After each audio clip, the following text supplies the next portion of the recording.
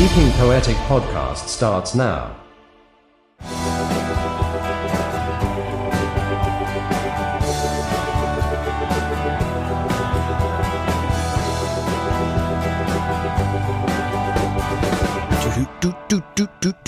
Hey, what's going on, everybody? We are back at long last, as usual. We just take It's just what we do. It's at this point, people are like, "Oh, you guys are going to try to stick to a schedule? Like, don't even come on. Why are you going to even give us that bull crap? You're not sticking to any kind of schedule. You're just going to do this whenever the hell you feel like it." Well, the honest to God truth is we do this whenever we have the opportunity is what it comes down your to. Your schedule is a little chaotic this month. Yeah, mine particularly. Your schedule isn't a whole hell of a lot better. Yeah, it's better than yours. At least I'm in the state. Yeah, that's true. Yeah, I've been in multiple states. Yeah. For the last several weeks. What you are listening to right now, I'm sure you know if you're listening to this, but just in case you happened upon this by pure happenstance and accident, this is... Yeah, we apologize in advance. Disclaimer. You are listening to the Geeking Squad podcast. I'm your host, Larry Roberts. And this one over here to my right is my co-pilot on this journey. It is none other than... Megan Guess. And, oh, that was very sultry of you. It was. Wow. How's it going, everybody? You're creeping me out. All right, I'll stop. Yeah, just stop. Sup, everybody. Make it stop. So what this show is this is kind of a pop culture catch-all type of show. We talk about all kinds of things. We do videos and audio stuff on toys, comics, movies, cartoons, music, the Billboard charts from the past. We cover a lot of stuff. Disney, all kinds of things we feature on this channel. And that's sort of what we talk about here on the Geeking Squad podcast. More specifically, though, we like to focus on the things that have been shared, different articles, different memes, different polls, and silly little things like that people have shared, people also being you and I, because we share sometimes too. We share it in the Geeking Squad group on Facebook. It is a group for geeks like the two of us here, and hopefully you out there. It's free and open for anybody to join, just as long as you're not a dillweed. You know, we don't talk politics. We don't talk religion. None of that stuff. None of that mess. Enough division right now. The only division we need are maybe people debating over whether or not, Attack of the Clones was a good movie or was the steaming pile of crap that I say it was. And I think we both know that in this case, I'm right. I mean, you're never right. Oh, wow. Okay. There's some redeeming qualities. There are very, very few redeeming qualities in that movie, but there's a lot of people that love it. But anyway, that is about as much adversity as we want on this show and in that group, because that's all we do is we just talk about these fun things to get away from the world for a while. Yes. And that is what we're going to feature here in this first segment of the podcast. We are going to get into some of the news that's been going on in the geek world, things involving movies, TV, music, cartoons, whatever. And it all falls under the category of... What's shaking, bacon? So since we have not done one of these episodes, oh gosh, when was the last one? It was like late September or something like that. Something like that. It's been a couple months. Yeah, it's been almost a couple months, and there's been a lot of news. There's a lot of stuff that's gone on. And there have been some things that have been reported that are contentious, as it turns out. One of the big things that a lot of people were really disappointed to hear about was the reportedly... imminent doom, we could say, for the very last Blockbuster store left in the world. Y'all remember Blockbuster, I'm sure. That was the king of all rental stores back in the 80s, 90s, even early 2000s. As we all know, Blockbuster went the way of the dodo bird. It was not around anymore, but famously, there was one last independently owned Blockbuster that was located in Bend, Oregon. Yes. And it there's has its own special and everything. Yeah, exactly. There's been numerous news reports about it over the years and little documentaries, all sorts of things. It's really cool that it exists, and I think for a lot of geeks out there, even people that have never been there, it's just sort of heartwarming to know that it still exists. Still one. Well, unfortunately, news reports started being shared around, even on NBC, that the last remaining Blockbuster store, the one in Bend, Oregon, was announcing that it was closing on Halloween, October 31st. There were a bunch of online, like well-known online personalities that, post on Twitter, X, whatever it's called, and Instagram and stuff that were reporting this as well. And they were all citing a news report from NBC claiming that the store was closing down, which was a huge disappointment. I know people in the Geeking Squad group were upset about it. And that was a huge bummer. So we planned on talking about it on here and maybe getting into Blockbuster memories and things like that. However, when doing the research for this, we come to find out that this was simply an untrue rumor. It's a Halloween trick, guys. Yeah. There was no treat with this. Well, I guess the treat is that they're not closing. Yeah, they're not closing, but it was all a trick. It was totally false. A representative from the store in Bend stated that they're not closing and that this was all just a hoax perpetuated by somebody out there.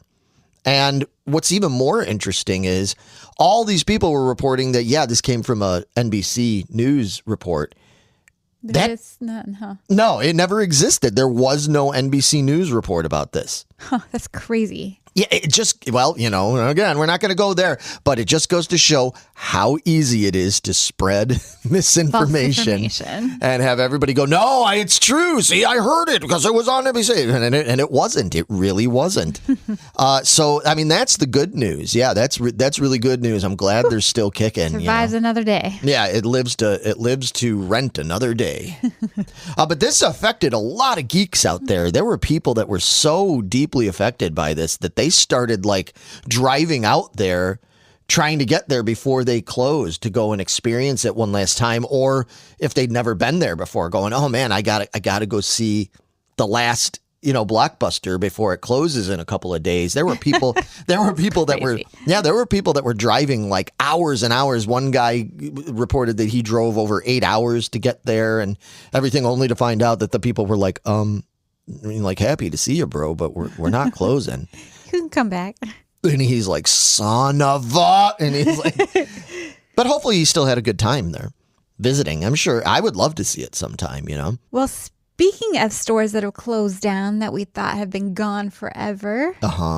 Toys R Us is making a comeback. Yes, they are. Yeah, they open a brand new one on Saturday, October 26th. Yeah, that's awesome. I haven't been there yet. And I think that's close by, isn't it? Yeah, no, it is. It's not far from where the original Geeking Poetic studio used to be. Vitoville. Yeah, it's up in our old partner Vito. It's up in his area, Harlem Irving Plaza. In Norwich, Illinois. Yeah, out in Norwich, yeah. 10,000 square foot of goodness. Yeah, that's not a bad size, Yeah.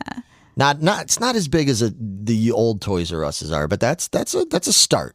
Right, it's better than just a section in some other store. Right, absolutely, because that's what they were doing before. Was they had done when they did their so-called comeback? They were just like a little KB Toys and Sears and stuff. Yeah, right. This was in. They were located in Macy's for a while. The Toys R Us. Oh yeah.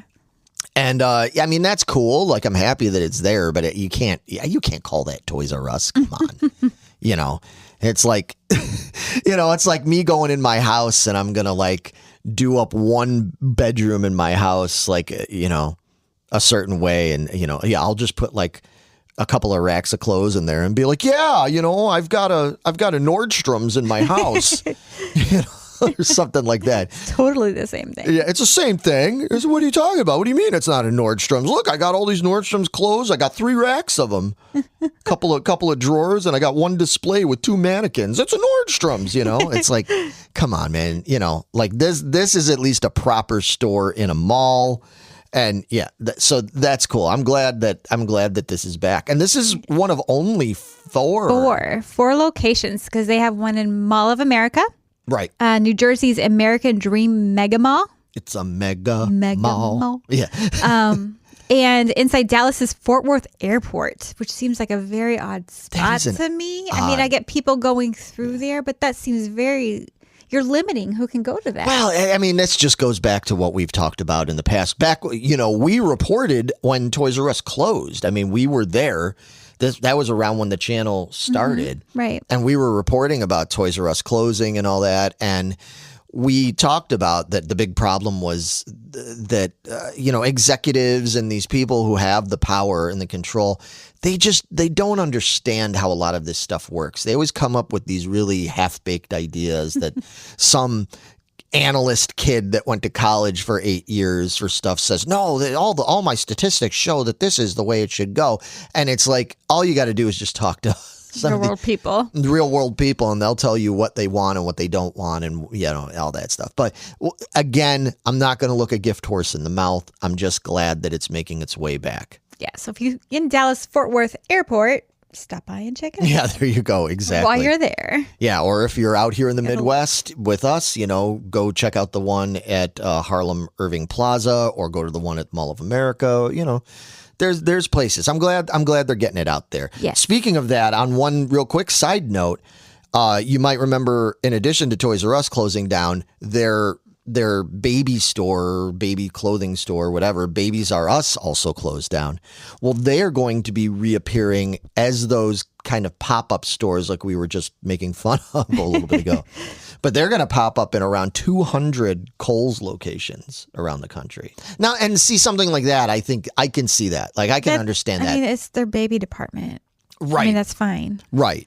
Of course, I don't have babies, so I think that's perfect. That's plenty. It's more than enough. Let's move on. I'm going to be avoiding the screaming, crying baby department. Yes. Yeah. All right. Yeah. Moving on. But speaking of moving on. So we all know that at this time of year, because when we're recording this now, this is early November. We know at this time of year, we've just experienced the, they're kind of like the locusts, or what are those things that come around in the summer, that cicadas. The cicadas and stuff like that. You know how the cicadas come in, they're seasonal, they come in every now and they just swarm everywhere. And then all of a sudden they're just gone. Okay. This next store is basically the cicadas of themed stores. Except we love these. Yes, exactly. They're not quite as annoying. Close, but not quite as annoying. And we're talking about Spirit Halloween stores. Well, Spirit Halloween recently announced, it was announced actually by their parent company, which is Spencer Gifts. Mm-hmm. They announced that this year they're going to convert just 10 of their Spirit Halloween stores into Spirit Christmas stores. That's exciting. Yeah. That is so exciting. You're interested in that? Please tell me they're close by. They are not. Just give me, God damn it. They're not. Just give me one. I know. No, they're going to have. Right, where am I traveling to then? Okay. So they're all going to be, I guess they're doing, I have a feeling this is going to be this is like the test market, right? But they're all going to be in like the Northeast, I guess it looks like. Yeah. Okay. So they're going to be up in the Northeast, and they're going to be in, let's see, it looks like there'll be 4 stores in New Jersey, 3 in New York State, 1 in Pennsylvania, 1 in Massachusetts, and 1 in Connecticut. You lucky bastards. Yeah, seriously. But I mean, they do love their Halloween up there, and they do love their Christmas. They've got great seasons up there. So maybe they figure, well, we'll test it out here first before we go to Middle America and then make our way west and all that. I'm fine with it. I just hope that it does well, because I'm really curious to see what one of these Spirit Christmas stores entails. Right. Is it just going to be like American Sale at Christmas time, where it's just gold greatness? Yeah, I don't know. Christmas trees everywhere, all lit up. I don't know. Well, okay, so what it's saying here is, it says they're going to have various Christmas items like holiday apparel, gifts, decor, and stocking stuffers, as well as other Christmas related items. So in other words, super fucking vague. Just super vague.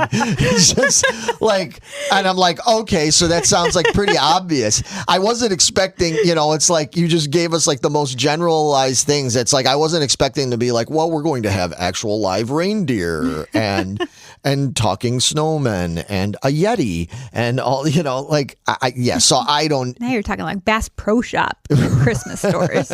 Right. I have no idea. But in any case, these stores are going to be open. They're supposed to be opening right around now. They said early November. So nice. Yeah. So if anybody out there, if any of our listeners are out in that area in the Northeast and you happen to go to one of these Spirit Christmas stores, or if you know somebody who did, let us know in the comments. Like, come back and please. tell us, I want to know like what it entails, what all they've got, because sounds pretty cool. All right, moving. Yeah, moving on a little bit. It looks like we're going to revisit something that we talked about in the last Squadcast. Yes, it's very exciting because we called it. Yeah, we did. 100%. Yeah, well, it was you, actually. You're the one that said you thought this was what it was going to be, and you've been proven correct. Yes, I love when I'm proven right. It's a great feeling. So we talked before about the Poltergeist house going up for sale and how it actually had sold for a decent amount for what it was. Yeah, it was like 1.28 mil. Something like that, yeah. And we were like debating, like, what are they going to do with this? And I said it'd be a great like Airbnb. Right. So you can go and visit it and relive the terror. Relive the terror, go swimming in the pool with a bunch of skeletons, right. All that. And sure as fuck, guess what they're doing? That is what they're doing, yeah. It says that it was sold to an investor from California, and the owner intends to transform the 4-bedroom, 3-bath home into a vacation rental that will take guests into the world of Poltergeist. Sounds like a vacation to me. Yeah, well, they haven't shared all the details yet of what all it's going to do, but given that the house basically remains pretty unaltered, I guess it had one owner this whole time. Wow. So, and they did like little to no alterations. So it's going to be pretty easy for them to make this up into a themed Airbnb. The pool is still there. Yeah, you don't want to go swimming in that pool. I really do not. That's one pool I do not care to. It'd be amazing if they made it so that it's got because remember the pool was like unfinished and that's why it was all muddy. Right. And that's why the mom like kept sliding. She couldn't get out of that pool. She kept sliding down that mud into where all the skeletons were and everything. It'd be cool if they put that mud there so that you could like slide down it and not be able to get back out of it. Like that. Ugh. All right, that I might do. You really Actually. well, we'll get you with sliding through mud. All right, I'm back in. This woman here has a thing about just, getting dirty, running through mud. You like all those mud challenge things and stuff. I really do. Yeah. and if there's a bunch of dead bodies waiting to fall all over on the other side, hey, I need something to go over to get out. So, I mean, if it's dead bodies, it's dead bodies. Wow. Okay. Better them than me. Yeah. Okay. Jeez. Okay. Well, but all right. So anyway, the thing is, fans are definitely looking forward to this. There's been a lot of anticipation, and it does fall into what we've seen from other houses and properties that have been changed recently into this kind of stuff. Like recently they had the Barbie Dream House experience where they built an actual life-size Barbie Dream House. I can't even imagine what that costs. It cost a lot of pink. A lot of Instead pink. of green, it's pink. It's all pink. It costs a lot of green to get that pink. And there's like a Harry Potter B&B now and stuff. And like, yeah, there's a bunch of these things. So I have a feeling this is going to be like the new trend is that. I mean, people spend so much money going to Disney every year, multiple times a year. They're so into that sort of thing. Yeah. It just sort of makes sense to do this theme. Right. And it's big right now, though, to relive Gen X youth. Yes. So it's really smart business moves for these people. So right. That's really cool. I'm excited to see what else they come up with. Yeah. And we'll report on it when we hear more about it here. So moving on, getting away from that kind of stuff, let's talk about one of my favorite topics. We've got a few things to get into here on a favorite topic of mine, which is toys. And speaking of, we were just talking about Barbies and stuff like that with Barbie Dreamhouse. Mattel ended up, it sounds like they made a big mistake. Made a big mistake, big boo-boo. So what did they do? So on their new Wicked doll line, because the movie's coming out, right. The new movie's coming out, it's a lot of hype around it. So they're making these Wicked dolls, and they have, the Wicked Witch. Right. And they got her in the box, and she looks lovely and all that. And there's marketing to 4-year-olds and up to get this doll. And there's a little QR code on the back so they can scan that. And it's supposed to take you to the link to their website about the movie, right? Right. Yeah, well, it doesn't. It takes you to a porn site instead. Who messed up that bad at work? Oh my God. See, this just goes to show once again, people don't follow through. They don't check things. They don't check sources. So, I mean, they claim it was a printer error, that it didn't print something right. Yeah, could be. That's I think somebody tampered. Screwed. Yeah, somebody could maybe. Somebody might have approved it and then went in and tampered with it. That would be a huge scandal if somebody did that on purpose, man. Because I mean, that's a big deal. I mean, what are the odds that a printer error is going to take these little kids to a porn site? I mean, little kids know how to work these QR codes now, right? Yeah, it's hard to say. Who knows? Who knows, man? But well, that's going to make for a collector's item. Yes. Because, so they're saying, like, if you got this, please throw those boxes away ASAP. Don't keep them, toss them, or cover them up. Is what it said in the article. That's what I was just thinking. I wonder if they could just cover it up, put because what it reminds me of, it not quite the same thing because it had nothing to do with pornography, but back in 1978 when the whole rocket firing Boba Fett scandal happened, where they had announced on these packages, oh, we're coming out with this Boba Fett figure that's going to shoot this rocket, and kids were like, fuck yeah, that sounds amazing. It looked amazing. We were all, because I lived it, I was as excited as could be, only to find out that they had to, before they got to production, they had to alter it because kids were choking and dying due to projectiles from other toys, not Star Wars toys, but other toys, and they were choking on it and everything. And this was one of the big things that started that whole ball rolling, where nowadays you can't make toys like that anymore. Choking hazard stuff is very strictly watched and regulated. So what they did was, on those cards, rather than just have to destroy those and print all new cards, they came up with like a sticker that they put over it that had other wording on it, and you couldn't see the rocket firing part or any of that anymore. So I wonder if they'll just do something like that on this.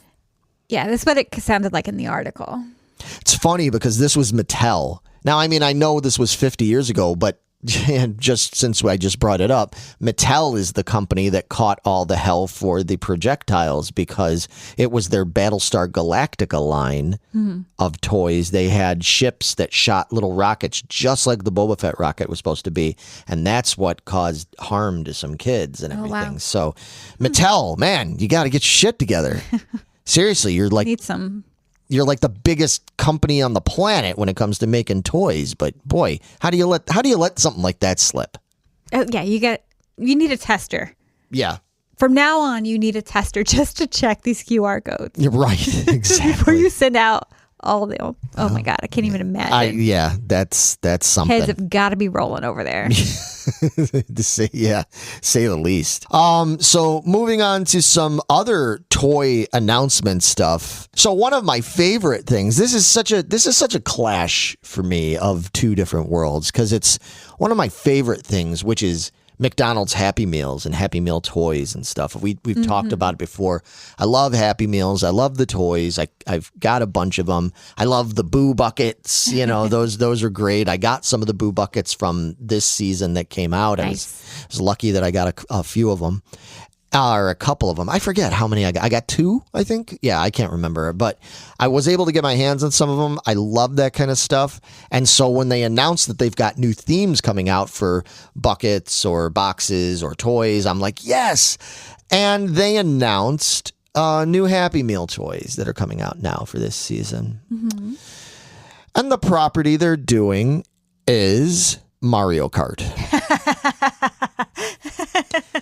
Now, for the people at home that are like, well, what's the problem with that? Mario Kart is awesome. And so many kids, people from my age all the way down to 5-year-olds love Mario Kart, right? Yeah, well, here's the problem for me with Mario Kart. You suck. Wow. I am not only terrible at Mario Kart, but I am infamously terrible at Mario Kart because Oh my gosh, I'm going to cry. years back, we played Mario Kart against each other on this show. We did sort of like a live stream type thing where we played Super Nintendo games. It was you and I and Vito, actually. Mm-hmm. And we played Mario Kart. Now, here's the thing. Here's the thing that I need to reveal, all right? So even though I'm of the age that I should have grown up playing Mario Kart and all that, I had never played Mario Kart before in my life, ever. I'd never played it. I'd seen it a little bit. Have you ever played any racing game? I played other racing games. Mario Kart is not just any Clearly racing with game. Bumper rails. Mario Kart is a cool game. I'm just awful at it. And this one over here to my right just loved every second of how bad I was at it and how badly she beat my ass at that game. It's not hard. It's really not hard. It's a hard-ass game. It's What do you really mean it's not You just hard? have to stay on the track. Well, That's hard to do. clearly for you. For a lot of people, I'm sure, and especially playing it for the first time. Man, you're so brutal to me about this. Let's throw some games at you. There he you've never goes. played. Oh, he's not even on the track anymore. I was really, really bad at it. Oh, I want all of these. I will be buying a lot of Happy Meals. Boy. And they will end up in your stocking. Oh, great. Thanks. That's what I need. Yes, that'll be just wonderful. Oh my gosh, I Thanks. love it. Yeah, when I whip them at you, don't get mad at me. Okay, they won't make it to me. They're going to fall off first. I'm going to give them to your cats and let them play with them so that you step on them in the middle of the night. I'm sure Happy Meal toys being stepped on are not pleasant. So, No. yeah. But anyway, so those are coming out. If they're not already hitting your McDonald's now, they should be hitting soon. So if that's something you're interested in, go check them out. I'll be in line first. Okay. Well, anyway, one that I might be in line for. This is a really cool thing, but I have opinions on this. Was that the company Mattel? Mattel is a production company that has done various nerd-related programming and books and various different ventures. They announced at this year's New York Comic-Con that they were going to do some new Star Trek action figures. They were very excited because, I mean, the name Nacelle, I mean, it comes from Star Trek there. So you know that they're going to do good. Good things. And they're really into it. You know, they're not just people that are trying to do some quick cash grab thing. They are bona fide fans. The guy that runs it, Brian Volkweiss, you know, he is a huge Trekkie. You know, they've done a lot of toy-related content in the past. They've done the Toys That Made Us series. You've watched that, I'm sure. That's great. And and a toy store near you on Amazon. Great. Yeah, so they've done a lot of toy-related stuff. So they know their toy thing. So they are going to do this new line, and the first wave of them are going to be available for pre-sale in early 2025. Now, here's where it gets interesting. So they've announced what the first wave of figures is going to be. So it's going to include Captain Jellicoe from an episode of Star Trek The Next Generation. Okay. Peter Preston from Star Trek II Wrath of Khan. That was Scotty's nephew. Valkyris from Star Trek III Search for Spock. Captain Garrett from Next Gen episode Yesterday's Enterprise. I remember that's a good episode. Tuvix, the infamous character Tuvix from Voyager. Mirror Universe Archer from Star Trek Enterprise. Wayun from Deep Space Nine. And last but not least, Captain Sulu from Star Trek VI, The Undiscovered Country. Now, the whole point of this, if you're going, oh, wow, okay, those are the characters. That's a weird way to start it, but okay. Yeah, so the whole point of this is that they feel that, look, we've had umpteen different versions and relaunches of Star Trek figures, and it's always been Captain Kirk, Spock, Picard, Riker, the Borg, more of the Borg, so much more of the fucking Borg, especially if you watch the Picard series. Everything was just Borg. The whole universe. It's just we're all Borg all the time. So Nacelle were like, we're going to do something that is really geared towards the hardcore Trek fan and collector. We're going to make characters that have never been made in action figure form before. So on that level, I'm like, oh, okay. Like, I get that. That's cool. Yeah. That is pretty cool. I'm just concerned for them because I'm like, how well is this going to do? You know, like, I mean, we were excited when a few years ago they did the re-release of all the Playmate style 90s Trek figures, and they started coming out at Target and Walmart and Meijer and all that stuff. And we were like, oh, that's so cool. You know, they're sort of re-releasing them, even though they were not exact remakes of them. They were a little bit bigger, but the packaging looked the same. We were super excited about it. And unfortunately, that line bombed, man. Like it was really unfortunate because I really liked them and I wanted to see more characters done, but people just weren't buying them. You know, you collect. You're a big collector of the Playmate Star Trek line and everything. You've got a bunch of them. You grew up with them. You love those toys, and I think you can even attest that. I mean, some figures are hard to find in that line. Some of them are a little more rare than others.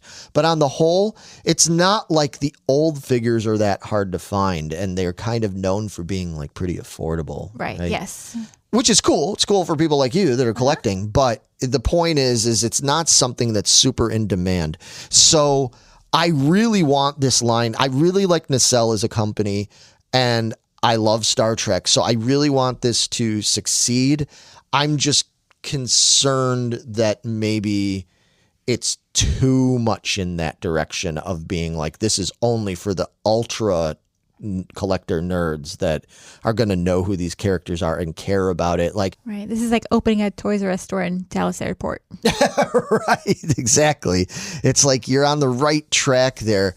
And I'm just worried that we're never going to get there because there's always these like false starts, you know? Yeah, I think it'd be better, kind of like the ones I have where they're in their hologram outfits. Right. It's like, so they're the major stars, but they're not just in their uniforms. They're in some specific, like the one was a specific episode. Right. Well, and they've done that. I mean, as we know, we've got, you and I both have some of the old Playmates figures where they do have, you know, like Picard in his 1940s detective costume. So if they're going to do something, they want to do something different, put some of those in there along with these ones that have never been made. Right. Kind of splitting the difference. Like put a Picard in there, but make it a Picard in a certain costume or guise that we haven't seen in figure form yet. Exactly. Yes, I agree with you completely on that. I just hope that it works. It works. I really hope it works out. I hope there's enough support for this that we can see the line continue on and grow. So we'll see. We'll see. But time will tell. Yeah, time will tell.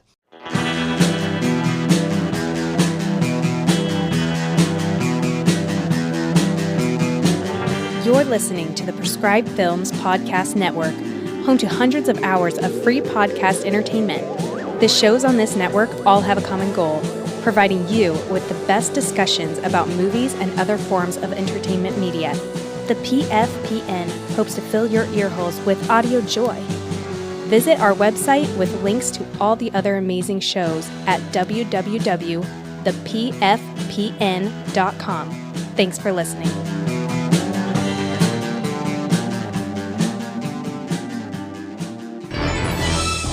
Squad Talk. All right, and now it is time for a little bit of Squad Talk. Yeah, this is the section where we're not really talking about news. In this section, we usually either focus on a very specific subject or we will focus on a specific theme. And I think our theme this month is going to be focusing on a bunch of the choose memes. Yeah, we get a lot of those choose memes, and some of them we put up ourselves, but people like to share the choose memes in the Geeking Squad group because it's a fun way for people to talk and debate and maybe even argue a little bit, in a friendly way. Here's the first choose meme. This one was, which one of these things when you were a kid on the playground brought you closer to death? So the choices were the merry-go-round. And by the merry-go-round, they don't mean like a merry-go-round where you're riding on the horse on a pole. Like no. Like at Six Flags. They're talking about that round spinny thing with the metal bars on it that you had to hold on to. Yeah, you had to like run it to make it go in a circle and then jump on it as fast as possible before it took off. And hold on for dear life. Yes. You don't go flying. Yeah, that's the one. So that was the merry-go-round. Then you had the old school tall metal slide that would burn you to death. Yeah, scorch the back of your legs off. There was, of course, the old classic teeter-totter. Yeah, you can break a spine doing that one. Yeah, yep. You had to have somebody you really trusted on the other end of that thing. Before they put the tires underneath it. Right. No. Brilliant. This was the old school teeter-totter that would lift you up like 6 feet in the air or whatever it was. Yeah. And then you jump off so the other person slams down. That's what I said. You have to have somebody that you trusted. Yep. And then last but not least, we have the good old monkey bars, which we had monkey bars on. That was one of the only things when I first started grade school. We didn't have we had a playground, but there was like nothing there, right? Oh, really? It was just like hopscotch, things drawn on the ground and painted bases if you were going to play kickball or something like that. But there was no slide. There was no swings. There was nothing like that. But we had monkey bars. Those monkey bars lasted until about second grade for me because some kid injured himself on those monkey bars. And then they were like, nope, we're taking those away too.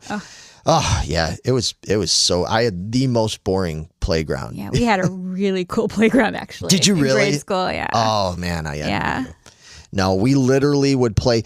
Our playground was also like really torn up. Like the concrete was getting really old and brittle and torn up. So there was like all these I don't know. I would go out at lunch or go out at recess and stuff. And all those little boys, we would just come in covered in dirt because we were literally just playing in the dirt. We might sneak in. We weren't allowed to bring toys, but we would sneak in maybe like a couple of Star Wars guys, or like our Hot Wheels or our Stomper 4x4s. Y'all remember Stomper 4x4s? You put one AA battery in that thing and it could go forwards and backwards. It looked like, like a monster truck. Oh, God, we loved those. So that was like the highlight of our recess because we didn't have anything to play on. So for me, my answer, then I have to really go back to when I would go to the playground, on the opportunities I got to go, like if my mom or my aunt or somebody would take me to the playground when I was a kid. I would have to say the one that brought me closest to death was probably the merry-go-round. Mm-hmm. I loved all these. Yes. But that merry-go-round, I was such a scrawny little kid. I was just the boniest, scrawniest little kid. And I would get on there and I'd be like, this is fun. And then some big jag-off kid would come along and just start spinning it at full speed. And I'd be hanging onto this thing like, yeah.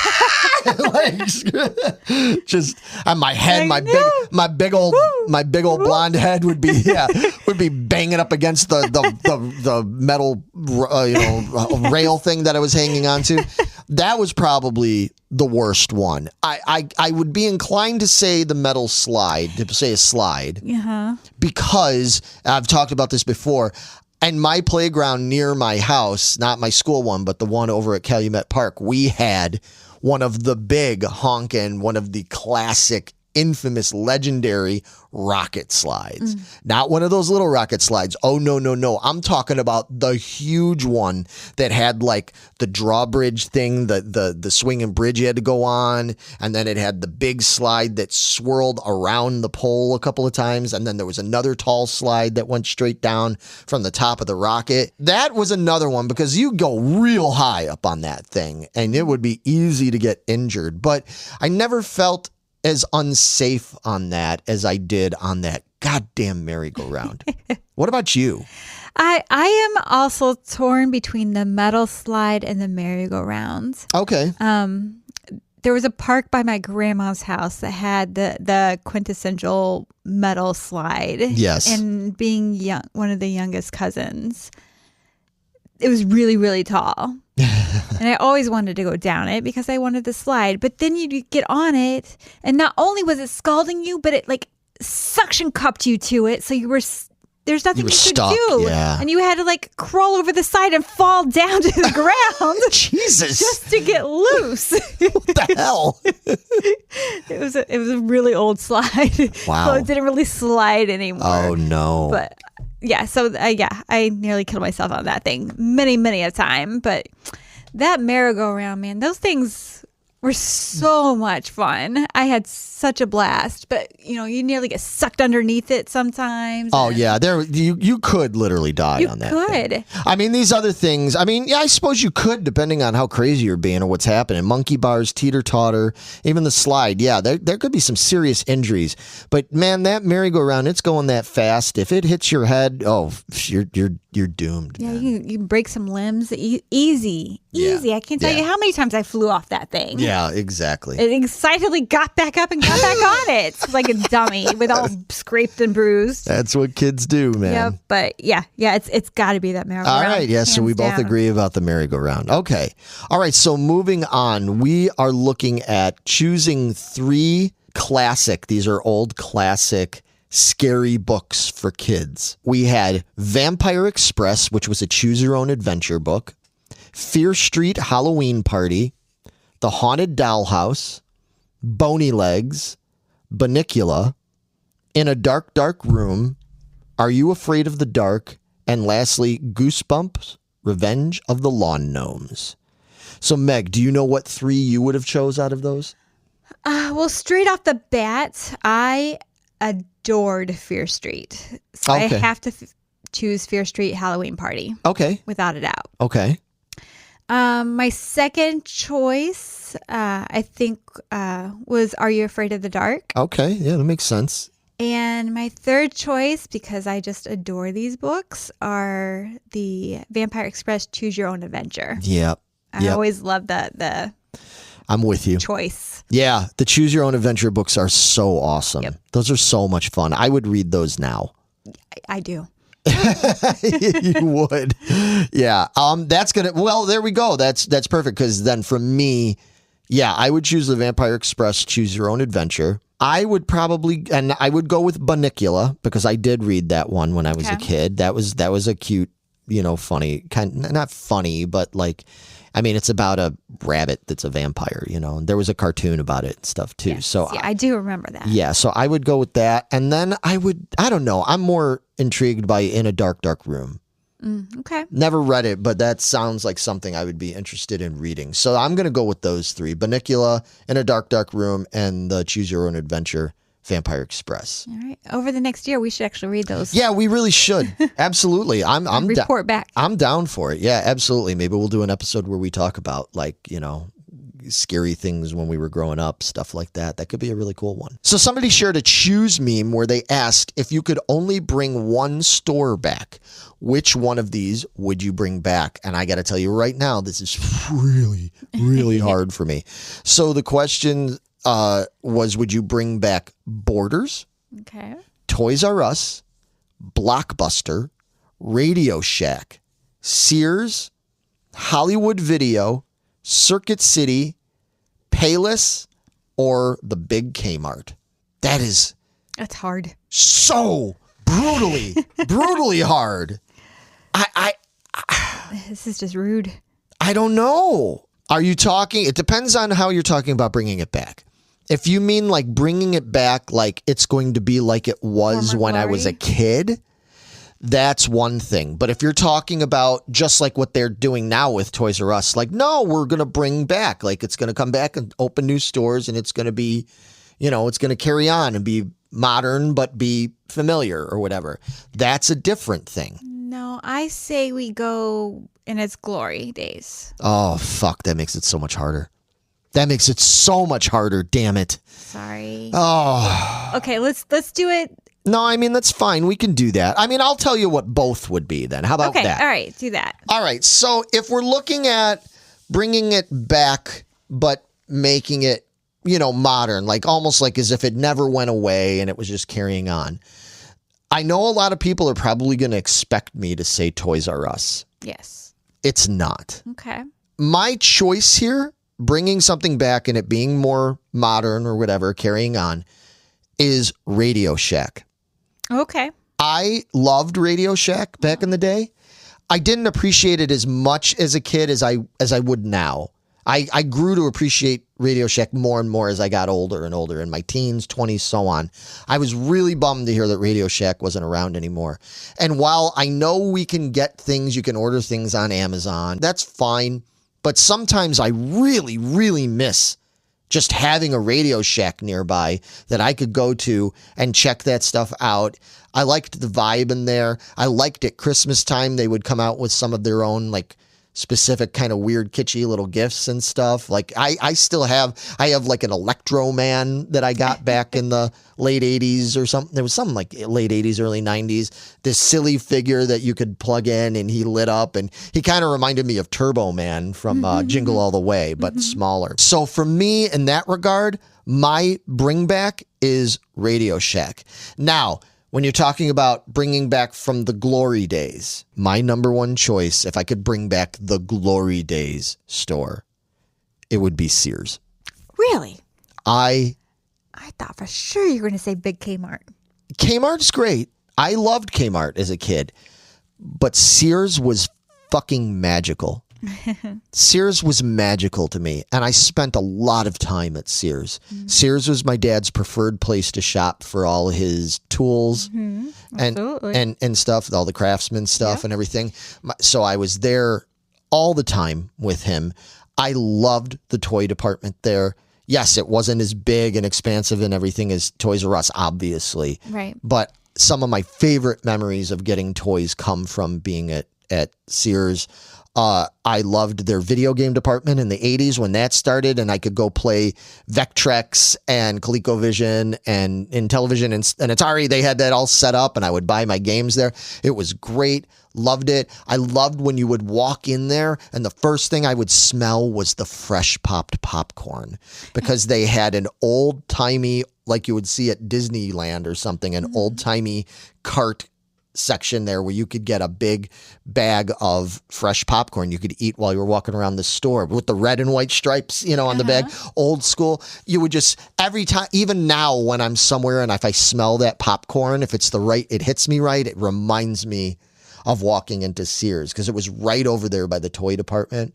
Okay. Sears was always where I went to go see Santa, because they had the Santa Claus that was back over near the catalog pickup department and stuff.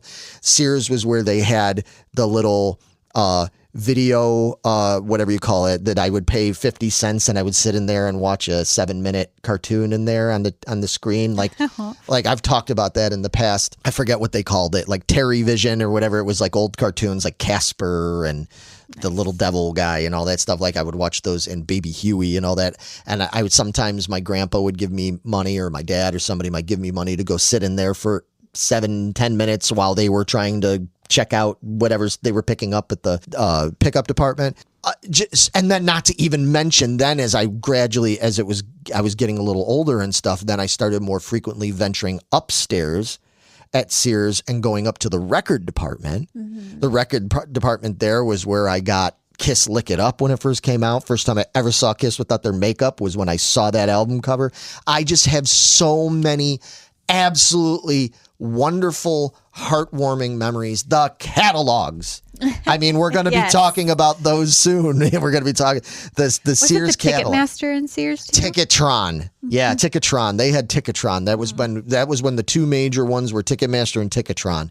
Yes, and that's where having to go pick up the tickets there. Yes, exactly. That's what I'm saying. As much as I loved Toys R Us, and I got, if you told me I could go back and visit a Toys R Us from back then, I'd be like, okay, I'm there. But if I could have one more day back in that Sears from like 1980, something like that, I'd give almost anything to be there, because it was just the happiest time for me. So yes, for me, it's Sears.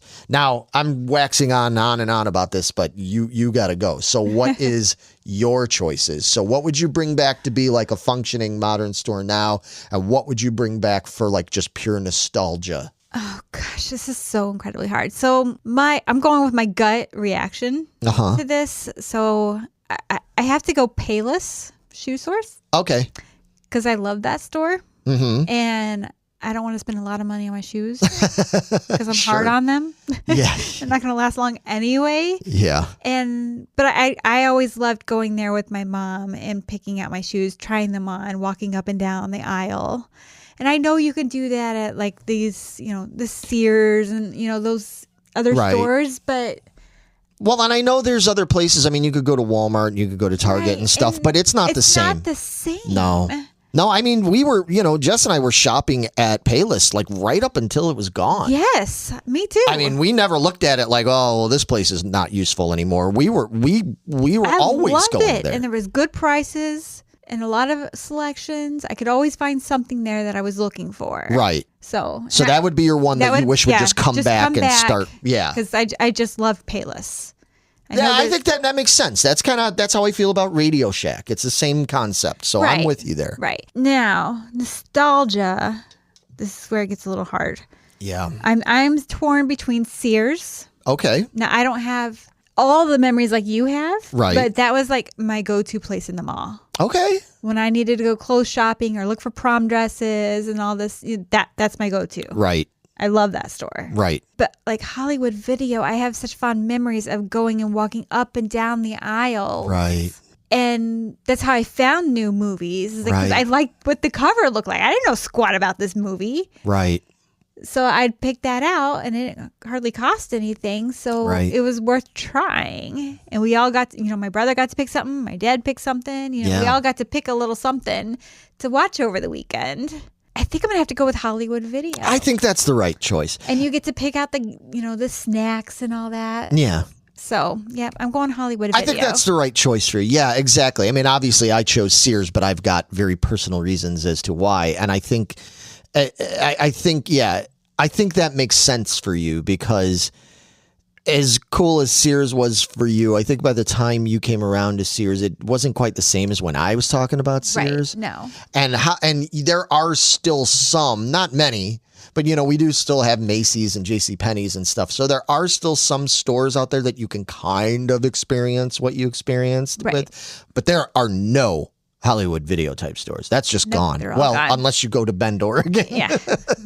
Road trip. And get out there. Yeah, exactly. Road trip. What were the best cereals from the 1980s? These were specifically 1980s themed cereals. So they weren't just Frosted Flakes or something like that. Or Cheerios. These were the ones that were very specific properties from the 80s. And they were Nerds cereal, Pac-Man cereal, Nintendo Cereal System, E.T., Smurfberry Crunch, Mr. T, Teenage Mutant Ninja Turtles, Batman, and C-3POs. Meg, I'm going to make you go first. Out of all those, which is the one you would bring back? I recognize a lot of these, but I only remember one. Uh-huh. And I'm going to guess there's a reason for it. And I'm going Smurfberry Crunch. Yep. That's my choice, too. Is it really? Yeah. That's funny. Smurfberry Crunch is fucking awesome. That's why. Yeah. Smurfberry Crunch was really yummy. It was really good. It definitely made your poop look funny. Yeah, I mean... I guess all these cereals probably did, but that one in particular, you definitely had Smurfy poop. Yeah, but that was so good. My second choice actually would have been Mr. T cereal. Really? Yeah, Mr. T cereal I remember being pretty good. I did have C-3POs a few times. I remember having those. And I remember them being good, but they're not good enough that they stood out in my memory real strong. You know, it's not like something I crave. But Smurfberry Crunch, yeah. If you had, obviously not, if you were like, here's a box of Smurfberry Crunch, I'd be like, oh my God, it's got to be like a moldy rock inside that box. But I mean, if I could have brought it back. If they brought it back, yeah. And I'm really surprised. They should bring these back. Now is the time. They would capitalize. People would buy the shit out of these if they brought them back. Yep. And I'm sure there's a lot of problems because they have to pay licensing fees to the people who own all those properties. Probably all the dyes are banned now. Well, too. No, they've got new dyes for it. I mean, and we know it's not going to be anywhere near as good as it was back then, but it would still just be cool to see it come back. It would be. All right, so here's a contentious one. Somebody shared, choose which of these is the worst Halloween candy. So we had black licorice, Good and Plenty, Tootsie Rolls, Mary Jane's, Wax Cola bottles, Necco wafers, Smarties, Peanut Butter Kisses, Circus Peanuts, and lastly, candy corn. Now, listen, folks. Here's the thing I want to say right now. Most of these candies are freaking awesome. Yeah. I like a lot of these fucking candies. There's at least 4 of them that I love. Yeah, what's the 4 you love? Tootsie Rolls. Yeah. Smarties. Yep, I'm with you. Peanut Butter Kisses. Yeah, I could go either way. I love those things. Okay. I love those. I'm so excited. I stole everybody's. Okay. And candy corn's a freaking amazing, guys. I don't care what you say. Candy corn is great. What is this bullshit with everybody suddenly being like, oh, that's the worst candy ever? The fuck are you talking about? Nope. Candy corn is delicious. Amazing. Well, I don't understand. Where did this even start? Is this like a Nickelback thing? Where suddenly, like all of a sudden, like Nickelback was like the most successful, like, modern, like rock band. And then suddenly it was cool to hate them. Somebody turned it around. It was like, oh, they're the most hated band around and they're terrible and blah, blah, blah and everything. And I'm like, oh, okay, well, I'm not like a huge fan of them, but I don't understand why everybody absolutely hates that band. Like where it's just automatic. You say somebody like, what's the most hated rock band out now? And they're like, oh, Nickelback. And it's like, what the fuck is that about? And that's what they've done to candy corn. Yeah. Candy corn is delicious. It's amazing. There is only one truly right answer in this whole fucking list, people. There is. Just one. And we're going to say it together? Because I bet we have the same one. I think we do. Okay, 1, 2, 3. Black licorice. Yep. It's garbage. It's terrible. Should never have existed. Needs to be wiped from existence. Black licorice is horrible. Horrible. Okay? I mean, Tootsie Rolls? Those are amazing. I love those things. Good and Plenties are great. Necco wafers are really good. Smarties are really good. I like Circus Peanuts once in a while. Yeah, one is good. Yeah, once in a while, but they're not. I can at least eat them. Far from the worst. I won't touch a black licorice. I mean, Wax Cola bottles. Those are silly little novelty guys, and they don't. Their flavor and everything is about as long lasting as a fruit stripe. Gone, and everything. Black licorice is an aberration of nature. And I want nothing to do with it. Yep, agreed. So all you people in the group that said it was candy corn or Tootsie Rolls, y'all got problems. All right? Wrong. It was just wrong. and I'm gonna hope that someday you see the light and you accept that these other candies are good. All right, one last one. And this one just got posted just a few days ago. And this one was, you can only take one of these cartoon dogs home. And the dog choices, this is a tough one. I'm sure this is a tough one for a lot of people out there. You can only take one of these dogs home. And the choices were Scooby-Doo, Clifford the Big Red Dog, that's his name, right? I've got that right. Brian Griffin from Family Guy, Courage the Cowardly Dog, Snoopy, Pluto, Astro from the Jetsons, Droopy, Goofy, and last but not least, I guess they're doing this as a twofer, the Lady and the Tramp. Is Goofy actually a dog? I thought Goofy was actually supposed to be a cow. He's a cow. Right. Okay, so I was like, wait a minute. Is that Yeah, a dog? I agree. I thought that was a little weird too. But I mean, I'll take him as a dog. I'll do that too. But I am going to take all of them. I'm fostering all these puppies. Okay. I knew. And I am a foster fail. I adopted all of them. I'm not giving up any one of them. I don't care. But you got to choose one. I'll choose one maybe to get rid of. Which one would you get rid of? I'll give you one guess. I'm not sure. Brian from Family Guy? Yeah. Because you hate Family Guy. I hate Family Guy, and I don't really need him talking back to me. So I suppose that's true. he's a little pervy. He is pervy. Yeah. Okay. I still think you should choose one though, but if you're gonna mate me, then I'm choosing Lady and the Tramp, so I get two. fair enough. I mean, plus it's Disney, so I mean, well, not that there's not other Disney ones and stuff. Right, but. and then I have two. It's a boy and a girl, so I can make more puppies. Wow. Okay. Well, for me, I mean, I like a few of these guys. I'm a big Droopy fan. I love Droopy, but I feel like I'm Droopy enough. Do we need two of us? Do you really need that? Yeah, I don't know if we really need two Droopies. I mean, I think there's only one obvious answer for me, since we know that I am basically the human embodiment of Charlie Brown. Yeah. And she's not even going to argue. She's like, you are. You really Nobody's going to argue that. Everybody's just like, the back of your head. I could say, wow. I could sit here and say all kinds of like self-demeaning things, and people be like, Larry, you're too hard on yourself, blah, blah, blah. And I'm like, I am the human embodiment of Charlie Brown. And everybody's like, well, yeah, you are. Okay. Yeah. So for me, it's got to be Snoopy. Yeah. Plus, I just love Snoopy. I've been a Snoopy fanatic since I was very, very little. I had the Snoopy toothbrush when I was a kid, and I read all the Snoopy books, and my favorite movie was Snoopy Come Home. And yeah, so for me, got to be Snoopy. Nice. Nothing against these other dogs, Nope, but I want them all. You know, they're all cool in their own right, but yeah, Snoopy's my dude. Like me and Snoopy can hang. Yep. You know, so.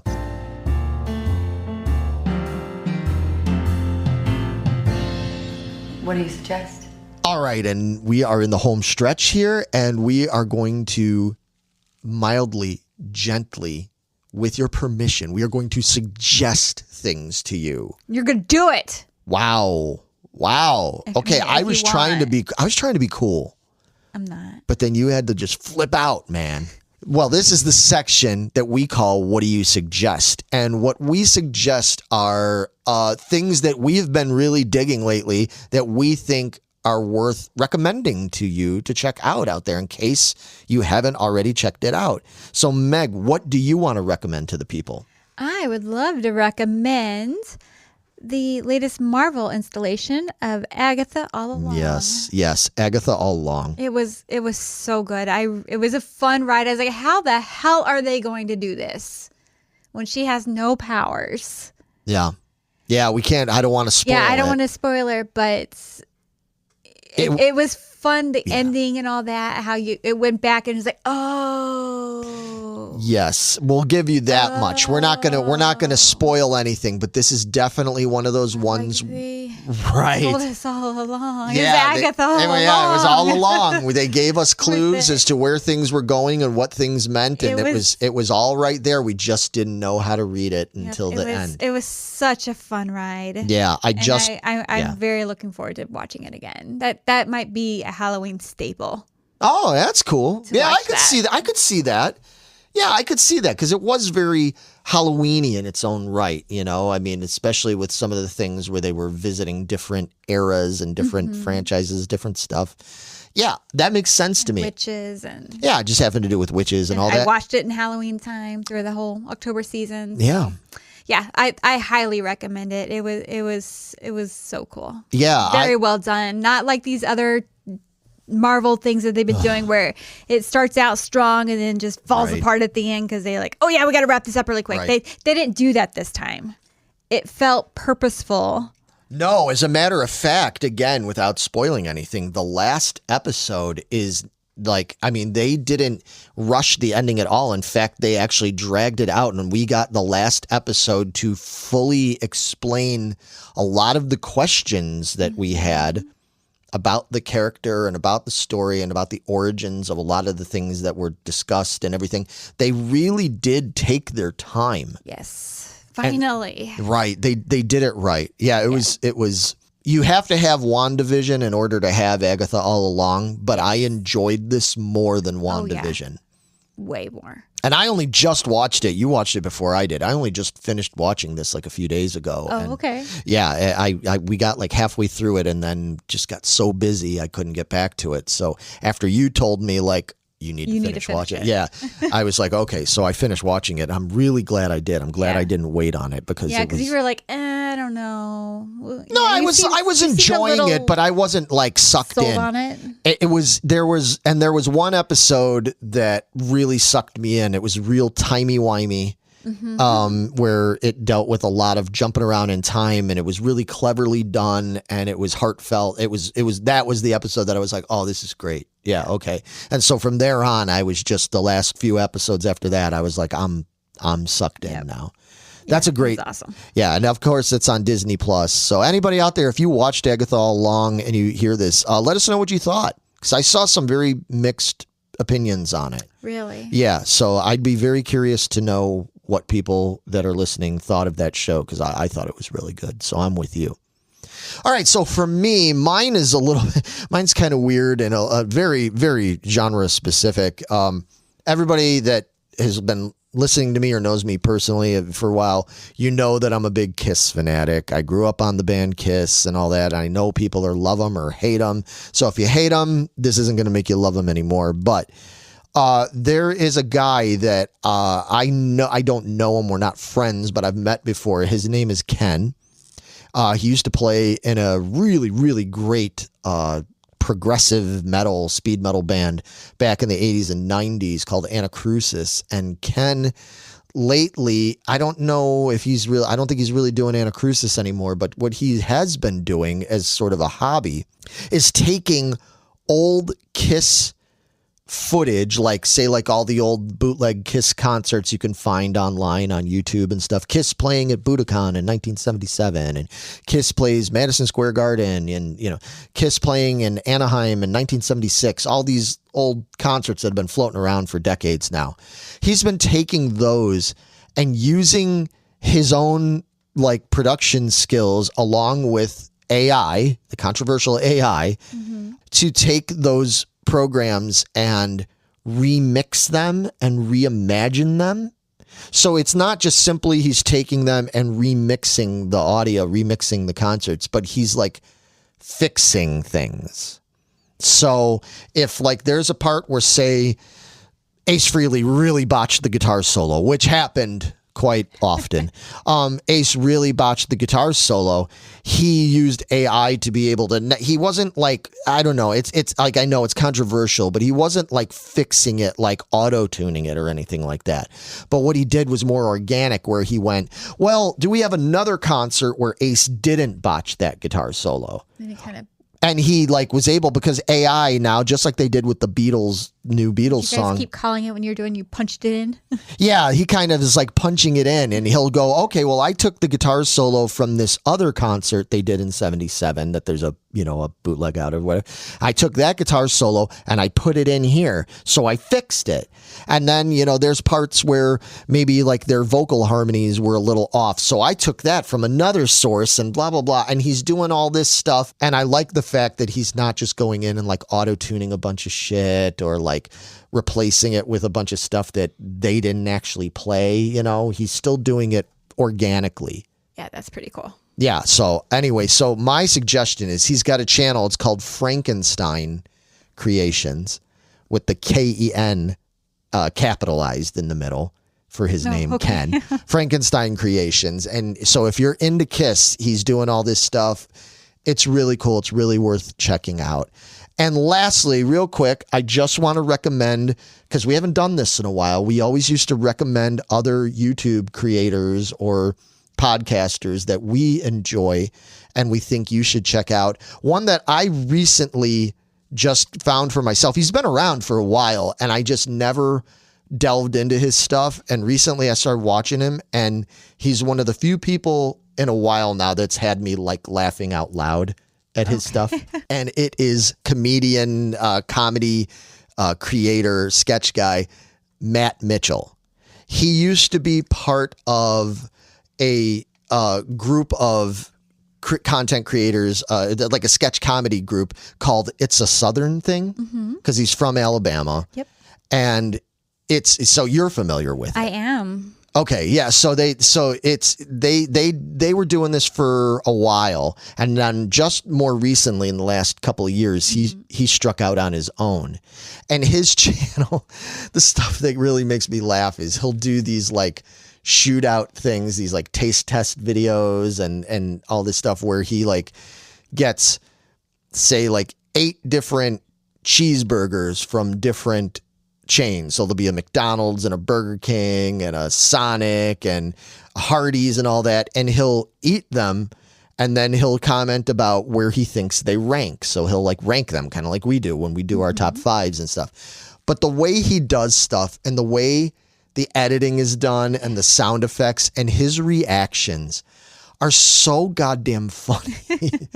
And it's wholesome too. It's wholesome stuff. This is the kind of thing you can watch with the family. You know, he doesn't really, maybe every now and then they usually bleep out if he curses, you know, like it is definitely more of a wholesome thing. His humor isn't dirty, and he doesn't get political or religious or anything like that. He keeps it really neutral, and it's still super funny.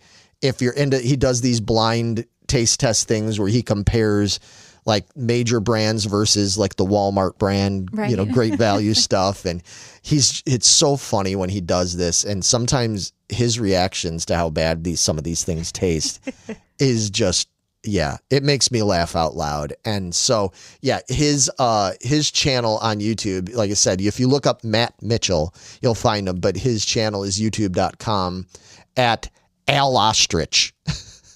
Okay. ALOSTRICH. Yeah, Al Ostrich. I don't know.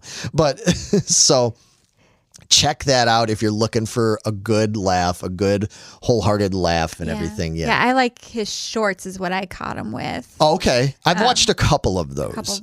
He likes to do, like, obviously being from the South, like fake fall coming in the summer's like, just kidding. I think you're hallucinating. So like themed things. Yes, like okay. the actual little sketches.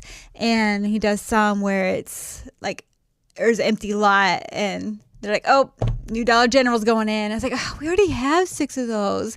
Or it's like a staff meeting and he's playing all the different roles of these different stores that would be in his town. Yeah, that's what I saw was a couple where, he does the thing where he's one of those creators where he doesn't have different people playing roles. He does all the different roles. Yeah, where he's dressed as different. Right, exactly. Yeah, I saw like the meteorologist one where he's like running out to warn everybody in the South, like, there's a heat advisory. And they're like, oh, yeah, okay. Yeah, it's every day. It's the South. We know. So what do you expect? Yeah. No. So, yeah, he's always cracked me up with those. Yeah, it's very funny. So if you're interested, check that out. And that's it for us. That's it. That's all she wrote, guys. I know this is a little bit of a longer one. It's definitely longer than the last one we did, but we also have been gone a while. You know, it's been a while since we did one of these. So let us know in the comments. Of course, I should have said this earlier, but I mean, if you don't know, then come on. Please like the video, like the audio, subscribe to us. This is available not only on YouTube, but you might be listening to this on Spotify or Stitcher, any of those platforms, Apple, whatever. It's all over the place. Podbean, we they're the ones that host us and everything. We are available almost anywhere. So please let people know that this show exists because we want people to listen to our silly bullshit and, leave comments. We want to know what you think. We want to know what you want to hear us talk about next. Holidays are coming, everybody. So we've got a bunch of holiday content coming up for Thanksgiving and for Christmas time. We're going to do some live streams if everything goes accordingly. I don't want to promise anything because, as we know... But it is in the plan. But it is in the plan. And we've got some fun stuff coming up. Some stuff I think we're really looking forward to because it's just going to be some good old lighthearted, silly fun. Yep. And Meg probably laughing at me hysterically for some other thing that I've humiliated myself about. Like, without a doubt. Like Mario Kart. Yeah, without a doubt. All right. On that note, we're out of here. Take it easy, everybody. Bye, y'all.